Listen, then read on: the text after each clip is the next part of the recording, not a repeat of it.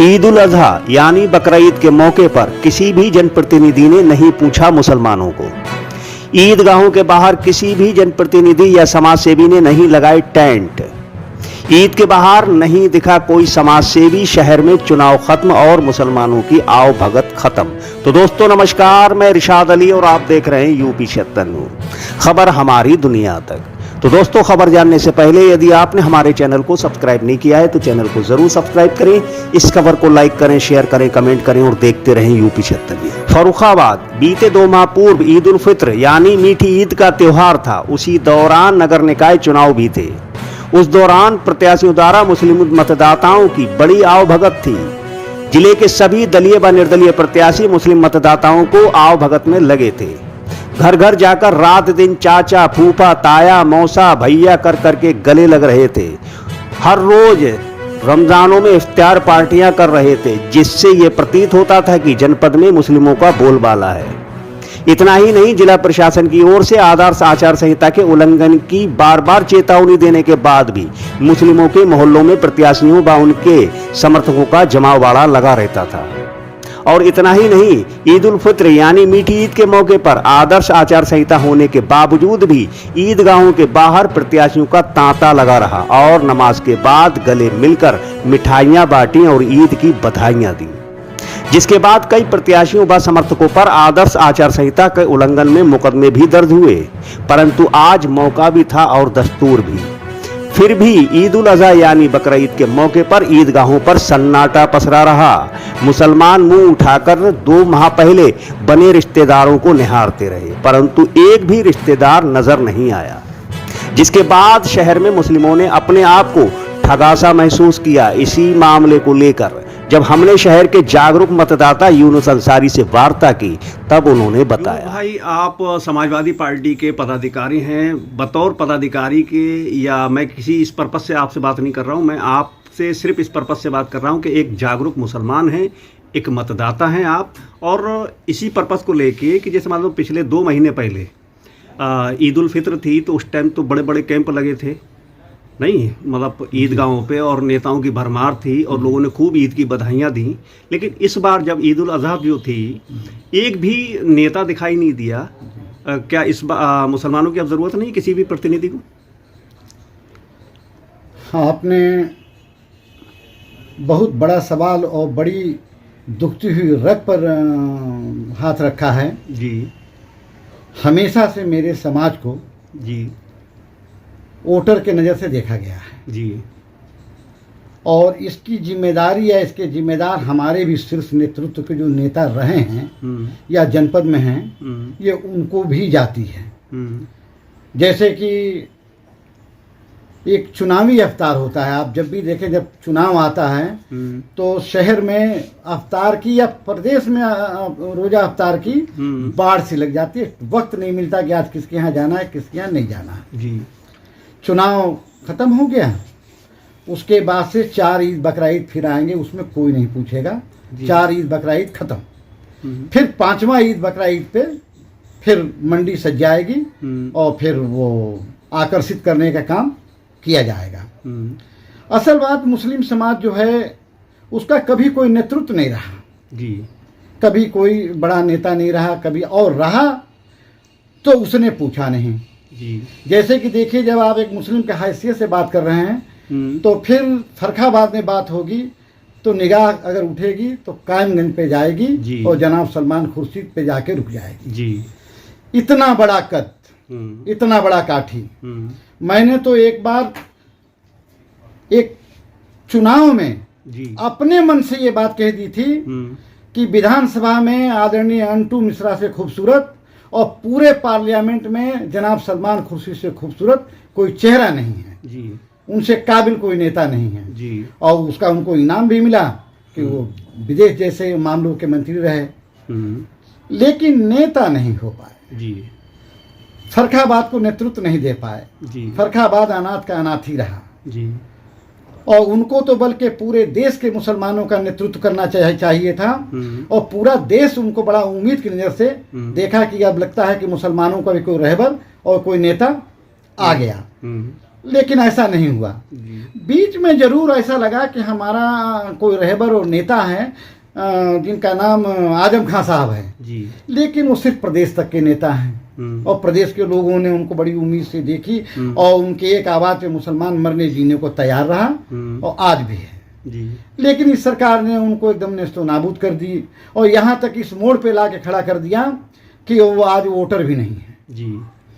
और जिस मामले में उनकी विधायकी गई वो मामला झूठा था, वो मामला वो मुकदमा जीत गए हैं। अब इसमें आदरणीय उच्च न्यायालय से मैं पूछता हूँ, जब जिस धारा में उनकी विधायकी गई तो फिर वो जब वो केस ही खत्म हो गया तो आपको क्या उनको विधायकी दी जाएगी?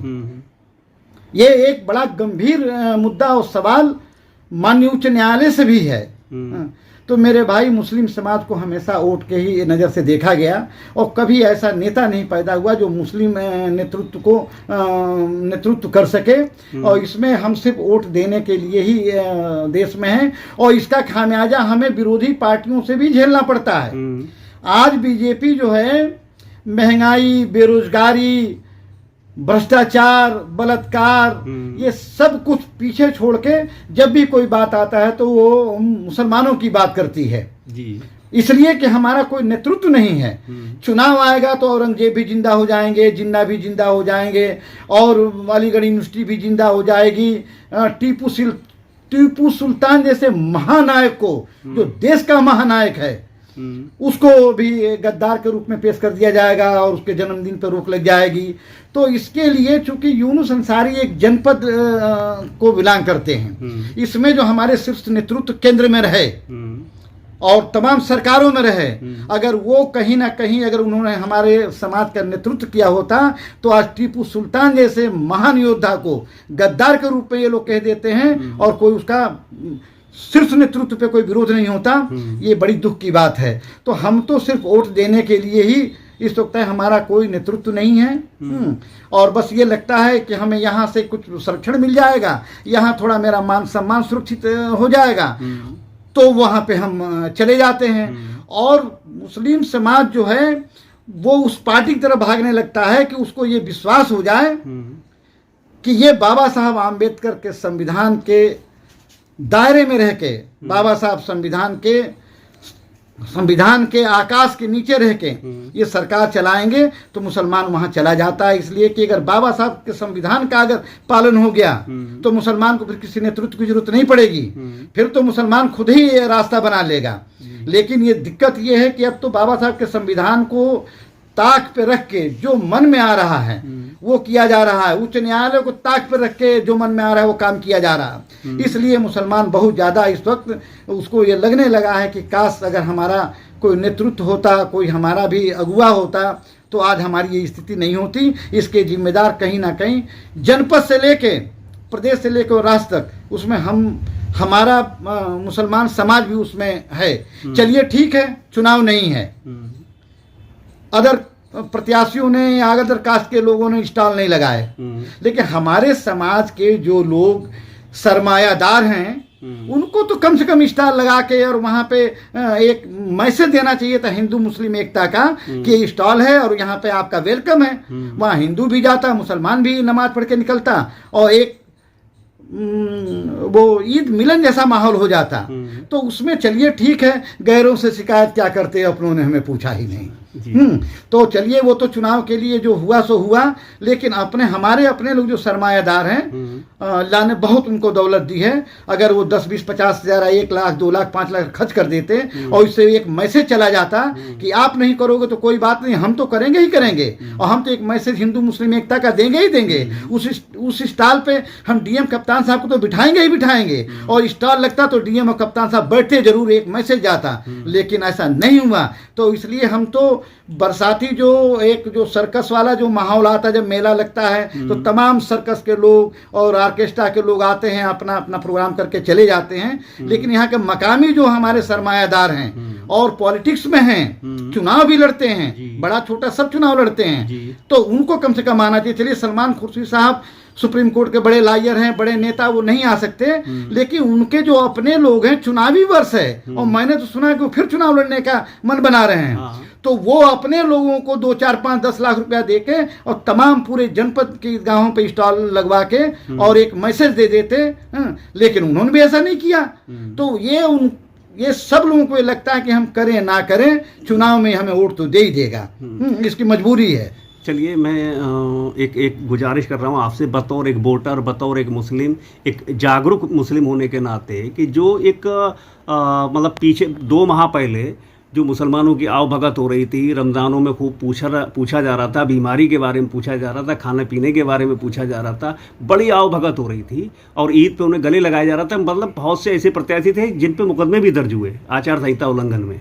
लेकिन उनमें से उन लोगों को, उन जनप्रतिनिधियों को जो जीते हैं, जो हारे हैं, जिन्होंने पिछले ईद पे जो स्टॉल लगाए थे और अब वो दिखाई नहीं दिए, उनको आप क्या मैसेज देना चाहते हैं हमारे चैनल यूपी 76 के माध्यम? मेरा भाई, मैंने पहले ही कह दिया कि ये तो चुनाव को अब लोग चुनाव की तरह नहीं देखते हैं, रामनगरिया के मेला की तरह देखते हैं, और वहाँ तमाम तरह के ऑर्केस्ट्रा और सर्कस ये सब कुछ सज जाता है। लेकिन आपके चैनल के माध्यम से मैं अपने आवाम को, अपने कौम को ये कहना चाहता हूँ जी, अब वो माने ना माने उनकी बात है, कि ये मदारी वाले लोगों का वो बहिष्कार करें, और जो उनके 5 साल दुख सुख में साथ आए, 5 साल उनके यहाँ कोई अस्पताल में भर्ती है तो जाए, 5 साल अगर किसी का ऑपरेशन हुआ है तो जाए, 5 साल उनके यहाँ शादी ब्याह में अगर कोई जाता है तो उसके लिए आप ये देखिए, अगर हमारे यहाँ आने में पसीना बहा है तो खून बहा दीजिए। लेकिन अगर सिर्फ चुनाव में अगर वो पूछता है तो चुनाव में ये अब सोचने की बात है कि हम किसका करें और किसका ना करें। और आपके चैनल से एक मैं बात बता दूं जी, कि पंडित जवाहरलाल नेहरू के सुरक्षा दस्ता में मुसलमान ज्यादा थे, तो हमारे देश के आदरणीय लौह पुरुष गृह मंत्री ने पूछा था कि आपके सुरक्षा दस्ता में मुसलमान इतना क्यों हैं? तो मेरे देश के प्रथम प्रधानमंत्री ने बड़ा छाती ठोक के कहा था कि मुसलमान बागी हो सकता है लेकिन गद्दार नहीं हो सकता। तो ये लोगों को समझना चाहिए कि मुसलमान बागी हो सकता है, गद्दार नहीं। तो अब बगावत का समय आ चुका है। आप उनको, जो 5 साल आपके दुख सुख में आए, 5 साल आपके यहाँ बैठे, 5 साल आपके यहाँ चाय पिए, उसके साथ चलिए। मदारी और सर्कस वालों का बाइकाट कीजिए, वरना हमने आपने तो काट लिया, आने वाली नस्लों को बहुत दिक्कत होगी।